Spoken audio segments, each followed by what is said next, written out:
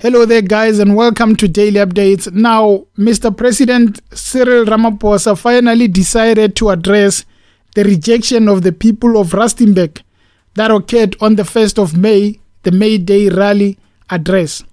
He says, "This year I was invited to address a Workers' Day rally at the Royal Bafokeng Stadium in Rustenburg. I was, however, unable to address the gathering because workers there had grievances that they expressed loudly and clearly. While the main grievance appeared to be about wage negotiations at nearby mines, the workers' action demonstrated a broader level of discontent. It reflects a weakening of trust in their union and federation, as well as political leadership, including public institutions." He continues to say, "These workers wanted to be heard. They wanted their union leaders and government to appreciate their concerns and understand the challenges they face. In raising their voices, these workers were upholding a tradition of militants that has been part of the labor movement in this country for decades. The wage grievances of the workers in Rustenburg deserve the attention of all stakeholders, employers and labor, so that a fair and sustainable settlement can be reached. As government, we are committed to play our part." Oh, really?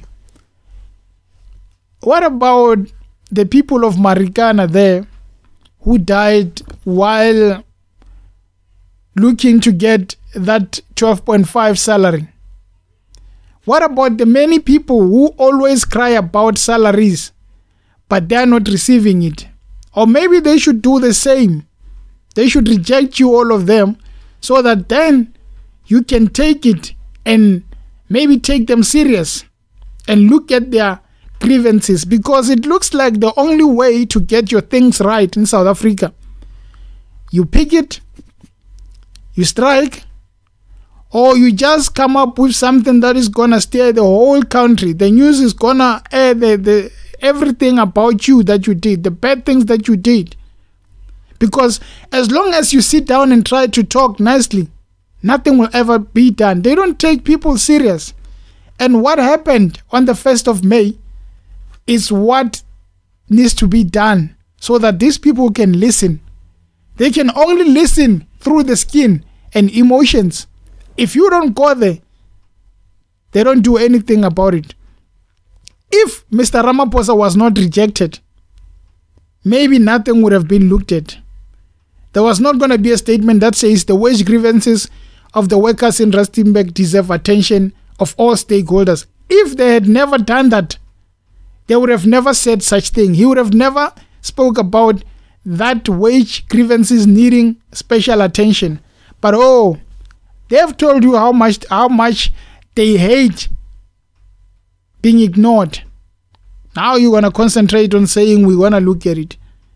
And I wouldn't be surprised if it takes more than 5 years still talking about we'll solve it, we'll solve this problem that has been happening. It's not only the mine workers. Many people are not receiving a fair pay, a fair wage. Many people are undermined in this country. And for them to be heard, it always has to end with a strike. They need to close roads and just strike and make sure that the business that day is not going normally. If you don't do that, they will not listen to you. That is how people continues to disobey the law. People continues to strike because they want to be heard. Someone on the outside would say, why do they not strike peacefully? Why do they not put their actions forward peacefully? But this government doesn't listen to peaceful means. Now, on the 1st of May, it wasn't a peaceful means. It was an embarrassment. Imagine being the head of the state and being stopped from addressing the people. That is a big embarrassment. So for you to stop it from happening next time, you address it. That's the same as taxi drivers closing the roads. That's the same as places closing the entrances and burning tires. That's because they want to be heard. The service delivery in this country is very poor. You deliver a bad service delivery, you give less pay to people, you don't understand and you don't listen to their problems. That's how they get you to listen. But let's not get our hopes high. Of course, he replied he had to. That was the embarrassment of the year. We give him that. But let's not get ourselves hot-headed and start thinking that, okay, he's gonna start fixing the problems. Let's not do that. We know how promises are made. Let him tumor himself, and let's then comment after he has tumored himself. For now, yeah, that's the statement. But what happened next? Will you deliver on the promises of putting the attention to the problems of the employees? I mean, South Africa, such a divided country. The high class are there at level 100. The lower class are on level 0. Which country is there in the world that treats people like this?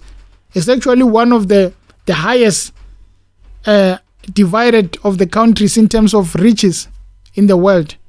So what do you expect? Of course, the people will strike, but probably they are never going to get what they want. Anyway, guys, thank you for tuning in, and please subscribe to the channel. Until next time, cheers.